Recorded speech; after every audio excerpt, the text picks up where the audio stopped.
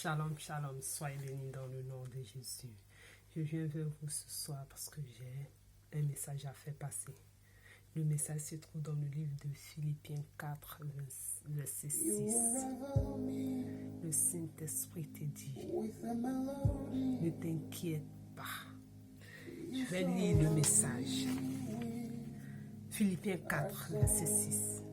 Ne vous inquiétez de rien, mais en toute chose, faites connaître vos besoins à Dieu par des prières, des supplications avec des actions de grâce. Alléluia. Ne vous inquiétez de rien, mais en toute chose, faites connaître vos besoins à Dieu par des prières, des supplications avec des actions de grâce. Alléluia. Dieu te dit de ne pas t'inquiéter, quel que soit ce que tu traverses actuellement. Ne t'inquiète pas, quel que soit ce que tu vis actuellement. Souviens-toi de ce verset. Il est écrit dans le livre de Philippiens 4, verset 6. Ne vous inquiétez de rien. Dieu il ne parle pas dans le vide. Base-toi sur la parole qui est écrite. Tu dis, Seigneur, il est écrit. Tu as dit dans le livre de Philippiens 4, ta sainte parole dit de ne pas m'inquiéter. En ce moment, avec cette pandémie, Seigneur, je stresse. J'ai peur de perdre mon travail. Ou moi, ou toi, toi qui as déjà perdu ton travail. Il faut dire, moi, j'ai perdu le travail. Mais je sais que tu vas me donner un travail meilleur. Tu vas me donner un travail où je gagne plus. Un travail qui m'apporte la paix. Un travail qui va me permettre d'être dans ta présence. Un travail qui va me permettre de te louer, de t'adorer, de te servir. Oh, alléluia, Seigneur. Tu dis dans ta parole, ne vous inquiétez. Seigneur, je te fais confiance. Je ne m'inquiète pas parce que je sais que tu seras toujours là pour moi. Tu as toujours été là pour moi, Seigneur. Oh, karabababa. Tu as toujours été là pour moi, Jésus. Alléluia. Tu seras toujours là pour moi. Je ne m'inquiète pas. Je ne m'inquiète pas. Je m'inquiète plutôt parce que, Seigneur, ce qui m'inquiète, je m'inquiète parce que, Seigneur, je ne marche pas selon ta volonté. Ça, c'est une bonne inquiétude. Parce que quand tu t'inquiètes comme ça, tu cherches à marcher selon la volonté de Dieu. Et maintenant, Dieu, comme il voit tes efforts et comme il te connaît mieux que toi-même, Dieu va te bénir au-delà de ce que tu n'as même pas imaginé. Dieu va prendre ton combat sur lui. Il va porter, il va te décharger. Et Dieu va te donner une bénédiction pour que tu puisses le connaître en esprit, en vérité. Parce que la bénédiction qu'on a, ce qu'on a le plus cher sur cette terre, c'est d'avoir Jésus-Christ dans notre vie. C'est un privilège. C'est un privilège d'avoir Jésus dans sa vie. C'est un privilège d'être enfant de Dieu. C'est un privilège d'appartenir à Dieu le Père, le Fils, le Saint-Esprit. C'est un privilège. Quand tu n'as pas Jésus, ta vie n'a pas de sens. Inquiète-toi, toi qui n'as pas Christ dans ta vie, il faut t'inquiéter vraiment. Là, c'est grave. Parce que tu vas tourner. Tu vas finir par te mettre, tu vas finir par venir à Christ. Mais sans Jésus, on n'a pas de paix. On dit Jésus est le chemin, la vérité, la vie. Tu es un chrétien qui est là pour aller juste à l'église. Tu es un chrétien juste de dimanche. Tu es un chrétien de 21 décembre. Tu es un chrétien de 1er janvier. Tu es un chrétien des rameaux. Tu es un chrétien pour les baptêmes. Quand tu vas à l'église, c'est qu'on t'a invité pour les baptêmes. Tu es un chrétien pour quand tu mets pied à l'église, c'est qu'il y a un mariage.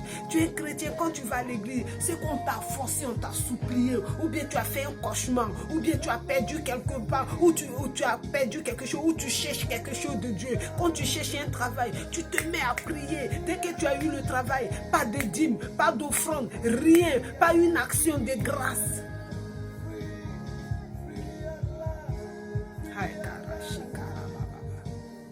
Et Dieu me disait qu'on ne prie pas assez pour nos enfants. C'est ça le problème. On ne prie pas assez pour nos enfants. Il faut prier pour que tes enfants, dès leur bas âge, parlent de Jésus. Même s'ils sont déjà graves et ils sont déjà grands. Il faut leur montrer la voie de Dieu. Le chemin, Jésus est le chemin, la vérité et la vie. Si tu n'as pas appris ça à tes enfants, il faut savoir que tu as raté, Si tu n'as pas appris ça à tes enfants, là, il faut savoir que tu as raté. Toi, il faut prier, il faut supplier Dieu pour qu'il te donne cette sagesse, cette compréhension, pour que tu puisses savoir que la chose la plus importante que tu peux apporter dans la vie de ton enfant, la chose la plus importante que tu peux apporter dans la vie de ton enfant, c'est Jésus. C'est Jésus. C'est Dieu le Père, le Fils, le Saint-Esprit. Toi, papa, tu es un père. Qu'est-ce que tu apportes à tes enfants? Tu apportes quoi à ton enfant? Si tu as laissé le chemin de Jésus, de Dieu, et tu es là, tu travailles Dieu pour tes enfants. Tu ne dors pas tout ce que tu fais pour tes enfants. Mais tu as oublié le chemin de Dieu. Il faut savoir que toi, tu es un orphelin. Quand tu es orphelin, toi, papa, tu es orphelin. Quand tu n'as pas Jésus, tu es orphelin. La famille est orpheline. Il faut savoir que tu as raté. Quand tu n'as pas le Dieu de vérité dans ta vie, tu as raté ta vie comme ça. Mais avec Dieu, tout est possible. Il dit, venez à moi, vous tous qui êtes chargés, fatigués, je vous donnerai du repos. Quand tu es fatigué, quand tu n'as pas Dieu, que tu sens que rien ne va, viens à Jésus. Viens à Dieu.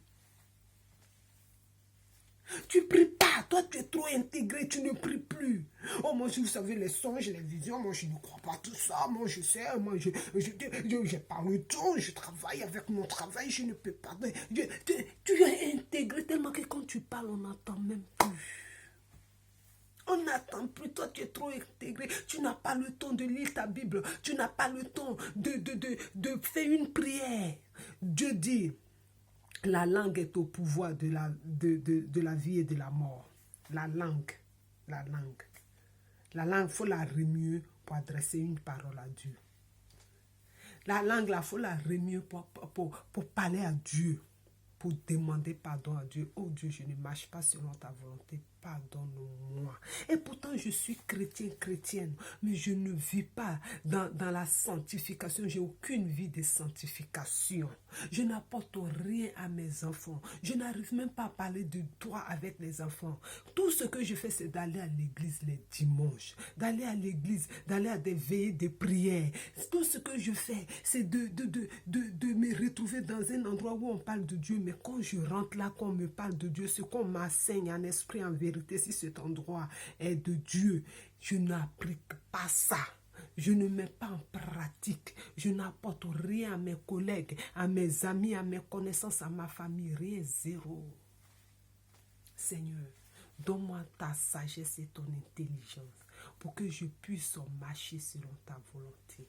Toujours, c'est le même message, je vais dire. Je ne vais pas changer. Il faut marcher selon la loi de Dieu, selon les commandements de Dieu. Il faut apporter Dieu dans la vie de toute personne que tu croises. Toute personne que tu rencontres, il faut lui parler de Dieu. Il faut amener les gens à Dieu. Que ton comportement pousse aux gens à reconnaître, à connaître et à reconnaître ton identité. Quand tu es un enfant de Dieu, ton identité parle d'elle-même. Ce n'est pas toi qui dis, moi je suis chrétien, hein? Moi je suis chrétienne, moi je suis un enfant de Dieu, moi je suis baptisé, moi non. Le baptême du Saint-Esprit est mieux. Quand le Saint-Esprit t'a baptisé, tu n'as plus à parler, expliquer aux gens, oui, je suis baptisé tel. Quand tu vois, c'est que tu es baptisé. Il faut apporter Christ dans la vie de toute personne que tu rencontres, toute personne que tu crois. Toi, tu fais ta part. Si la personne ne veut pas saisir la main de Dieu, laisse la personne. Laisse la personne. Dieu sait que tu as fait ta part. Il faut apporter Dieu dans la vie de toute personne que tu croises. Il faut apporter Dieu. C'est la chose la plus importante sur cette terre.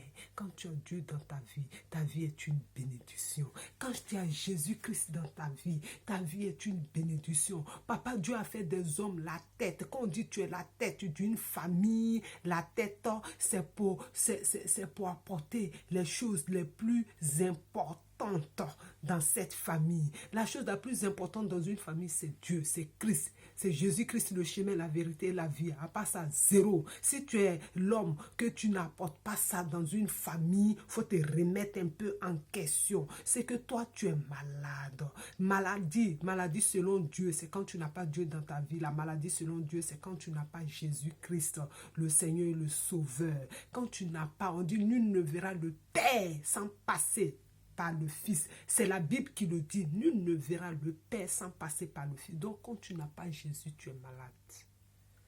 Quand tu n'as pas Jésus, tu es malade. Et Dieu, il est venu pour les malades. Dieu dit, il n'est pas venu pour les bien portants, il est venu pour les malades. Et comme on est tous malades, tous ceux qui n'ont pas Jésus, on est malade, tu es malade.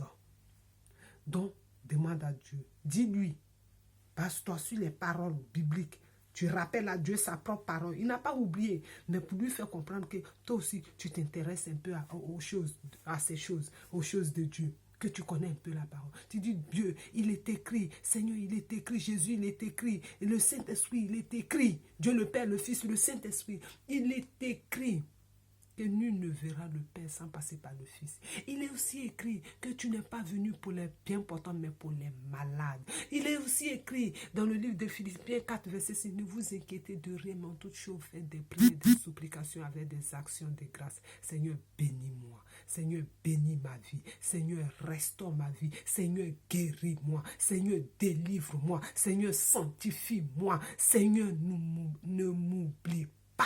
Seigneur, mets la paix dans mon cœur, mets la joie dans mon cœur, que mes ennemis soient mes marche-pieds, que mes ennemis soient mes marche-pieds. Seigneur, relève ma tête.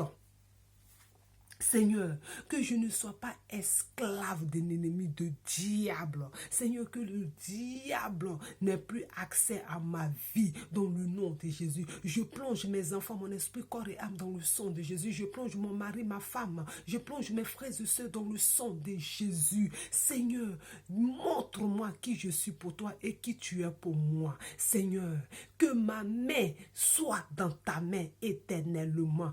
Tiens ma main fermement. Seigneur, que rien ne me détourne de la voie de Jésus. Que rien ne me détourne de la voie de Jésus. Que rien ne me détourne de la voie de Jésus. Alléluia. Voilà la prière qu'il faut faire. Alléluia. Merci Saint-Esprit. Merci Saint-Esprit. Merci Saint-Esprit. Que Dieu nous bénisse. Que Dieu nous bénisse. Que Dieu nous bénisse. Alléluia. Merci Seigneur. Soyez bénis dans le nom de Jésus. Soyez bénis dans le nom de Jésus. Soyez bénis dans le nom de Jésus. Soyez bénis dans le nom de Jésus.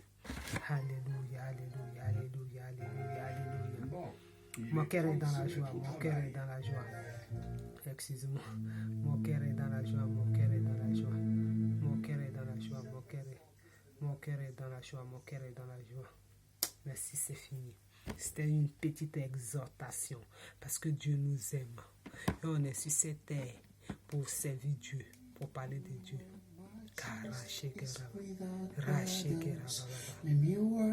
Merci Seigneur. C'est cette belle musique. Je vous laisse dans le nom de Jésus. Que Dieu vous bénisse. Que Dieu vous bénisse. Que Dieu nous accorde un esprit d'intelligence. Que Dieu nous accorde un esprit de discernement. Que Dieu nous accorde le don de la foi parce que c'est un don. Avoir la foi, c'est un don. Il y a un verset dans la Bible. C'est un don. Les hommes, réveillez-vous un peu dans les familles. Réveillez-vous. Attachez-vous à Dieu. Vous êtes la tête. Attachez-vous à Dieu. Motivez vos familles à être en Jésus. Sans Jésus, vous voyez ce qui se passe dans ce monde. Sans Jésus, on n'a rien. Sans Jésus, il ne se passe rien. Oh.